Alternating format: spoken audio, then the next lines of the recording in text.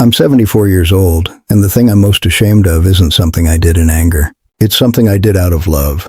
5 years ago, I signed over my house to my son, the house I'd lived in for 31 years, the house where my kids grew up, where my wife Carol and I painted every room ourselves, where we buried our old dog Rusty in the backyard under the oak tree. I gave it away, willingly, happily even, and it nearly destroyed me. Let me take you back. Carol passed in 2017. Pancreatic cancer. We had 8 months from diagnosis to the end. 8 months to say everything we'd never said. To hold hands more than we had in years, to watch old movies, and pretend the world wasn't ending. After she was gone, the house was mine. Just mine. And at first I thought I could handle it. I kept busy. Fixed things that didn't need fixing. Mowed the lawn twice a week. Called my son Daniel every Sunday. But the winters were hard. I live in Ohio. The winters here, they get inside you. Gray sky for weeks, ice on the driveway, and I was 69 years old, alone, shoveling snow at 7 in the morning, wondering what I was doing it all for.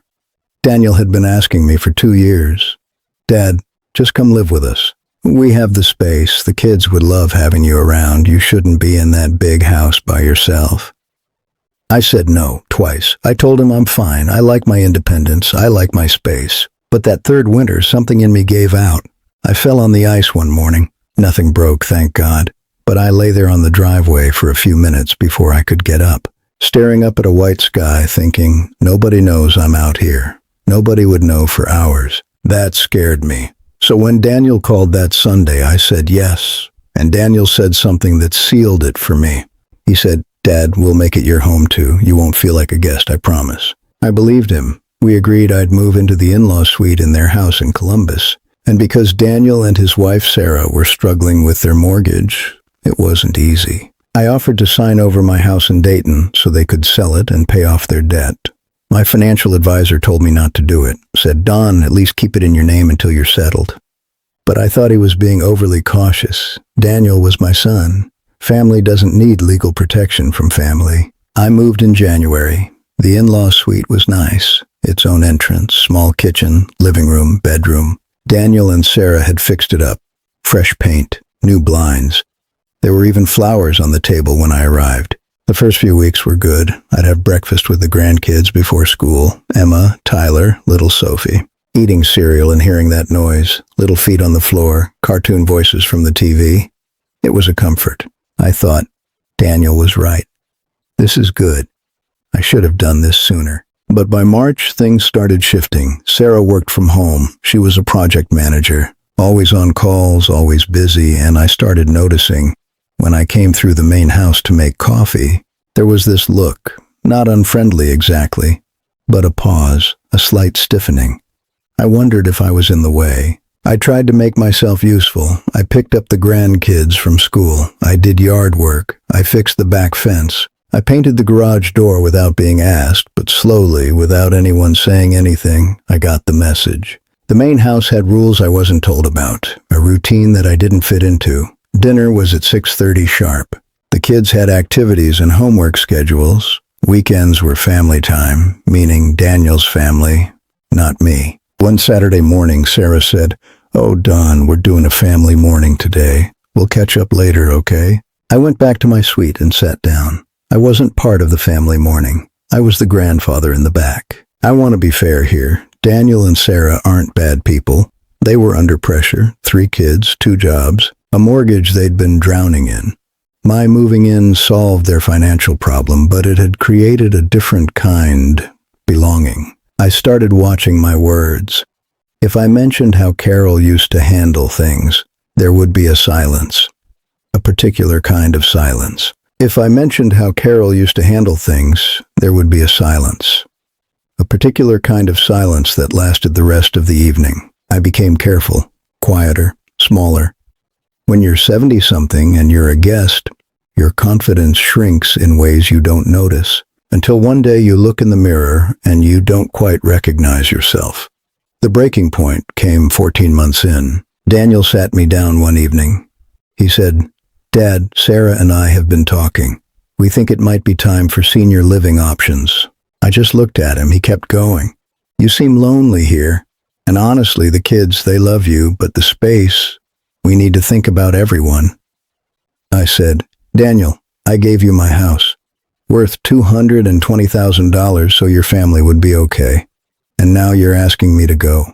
He said the house was a gift, and he was right. It was. I couldn't argue with that. I moved out 3 months later. I couldn't afford to buy again. I rented a 1-bedroom apartment near the river, 62 steps from the parking lot to my front door. I counted them moving my boxes in, alone. And you know what happened after that? Relief. The first morning, I thought, nobody is going to knock on my door today with an expectation. Nobody needs me to be quieter or smaller or grateful. I bought a bird feeder, put it on my balcony railing. By the second week, I had chickadees. I started going to a model railroad club. Met a man named Gerald, 78 years old. We'd sit for 2 hours at a diner. Talk about nothing important. It was the best part of my week. I called my old neighbor Dave. We went fishing. We didn't talk much, just sat by the water. That silence between old friends, it's worth more. Here's what I learned at 74. When your children love you, it doesn't always mean they want to live with you. Love doesn't mean giving everything. I gave away my house because I was afraid. Afraid of the ice. Afraid of the empty rooms. Fear makes you do things that love never would. I'm not angry at Daniel. I've made my peace with it. We've talked. It's complicated the way family things always get complicated. But here's the thing I want every person my age to hear. Do not give away your home to solve someone else's problem. Your house isn't just property. It's your independence, your ability to say no, to close a door, to wake up in the morning and belong somewhere that is completely yours. My apartment is 680 square feet. My house was 1,800. And I am happier in these 680 square feet than I was in the last year of that house. Because this is mine. Nobody is managing my presence here. I eat when I want, sleep when I want, call who I want. On Sundays, I watch old westerns and eat popcorn for dinner if I feel like it. Is it everything I imagined? No. Carol was supposed to be here, but life doesn't ask you what you imagined. It just keeps going. You either find peace in what you have, or you spend your days grieving what you don't. I'm 74. I have a bird feeder, a model train club, a friend named Gerald, and enough coffee to get through the morning. And I'm okay. If you're thinking about a big decision, please, think slowly. Talk to someone with no stake in your answer. An advisor, a lawyer, a friend. Because love is real, and family is real, but so is regret. And at 74, you don't have as much time to recover from it. I still talk to Daniel. Thanksgiving last year, I went to his house, sat at the big table with the grandkids, Emma, Tyler, Sophie. Little Sophie doesn't remember when I lived in the back suite. I'm just grandpa who brings gummy bears. Maybe that's enough. I don't know how many years I have left, but I know this. I want to spend whatever time I have as myself, not a quiet, careful version. You worked your whole life to have what you have. Don't trade it for the feeling of being needed, because that feeling passes. But your independence, once it's gone, it doesn't come back. At 74, I learned that the hardest thing isn't losing someone you love. It's losing yourself quietly, slowly, in a house full of people. And the bravest thing I ever did wasn't giving that house away. It was walking out of that situation and building something small and completely my own. If this touched you, hit like and subscribe. Leave a comment below. Tell me your story. Have you ever given something away? You're not alone, and neither am I. Take care.